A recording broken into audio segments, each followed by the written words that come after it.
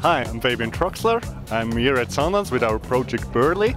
I'm actually from the University of the Arts in Zurich, where we produced this machine. So it's a kind of a research project we started in the last November. Where did the idea come from of making man fly as a bird? I mean, flying is an old dream for humanity. So there are old stories in the Greek mythology where kind of all these flying things, and we had quite a long time interest in this VR, virtual reality, and full body immersive thing. Because at our institute, we're from the interaction design at our art school, where we really are interested in a full body immersive kind of way to interact with machines or with controllers, so use your whole body. And then we had kind of a feeling we had to do like kind of a machine that really interacts in all these possible senses, like tactile feedback, like motions, and also olfactory feedback, so like use the whole sensory to kind of create an experience. And we thought about what was the best part to kind of create this kind of experience. And it was a kind of a funny thing that in the starting there was kind of a nature habitat center that asked us if we could do something for an exhibition they had. And it was about the fascination of flight. And so we thought, what's the best thing to kind of get into the fascination of flight and fly by yourself? So there was kind of a good and a lucky cooperation between the Nature Center and our idea of kind of creating this kind of full body immersive machine.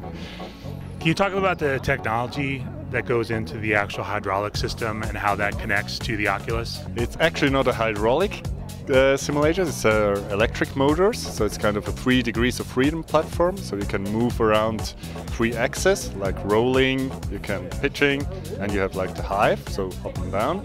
And the thing is with kind of connection between motion and this immersive kind of VR goggles that are now around here is that motion has really be exact.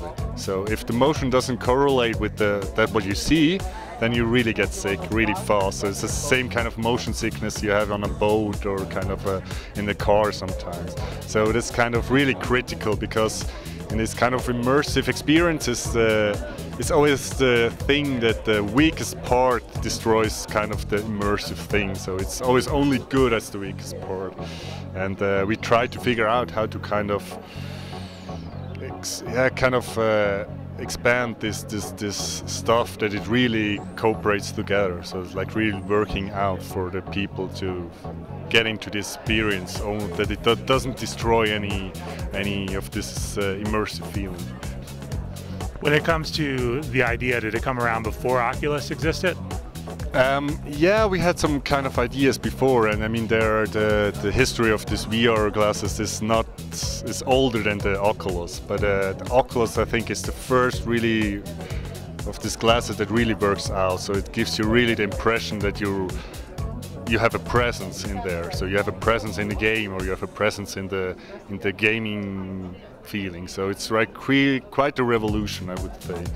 So it's kind of a revival of the virtual reality that started a long time ago in the 90s and 80s and long before that. Why did you choose San Francisco? We had an exhibition there last August, so we chose San Francisco. And because we're only a small team of 3 people, we didn't have the time to really kind of create a huge amount of landscapes or environments for the kind of field, because we wanted to give the user kind of an experience that he really can choose where he wants to fly and where he wants to go. And so you have to create a really huge area where he can fly through, and that really takes time. So you guys can create other cities moving forward if you want? We could, yeah. I mean, this is just a problem for the data. So actually this model we didn't build ourselves. So we get it from a company that creates like these 3D models, because there are kind of 24,000 buildings in it, and it would be really time expensive to create it ourselves. What engine does it work on? Momentarily on Unity. So because it's really simple, and we started with that, and it works for the moment.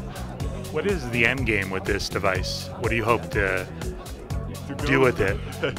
For the moment, we're starting a kind of startup. So we try to kind of industrialize the platform because for the moment it's just a prototype. And so I think we want to go to sell some platforms, but I think it's not kind of an end consumer version where you can put it in your homes at the town, but mostly in arcade halls or kind of science museums or other ways. So. Theme parks, I see, maybe working too. Maybe working too, exactly. We also had some contacts with kind of Disney and other stuff. And also Angry Birds has their own theme parks. You could do Angry Birds version. Yeah, we had a lot of people asking that, could you do Angry Birds with it? And yeah, maybe we try it out sometimes.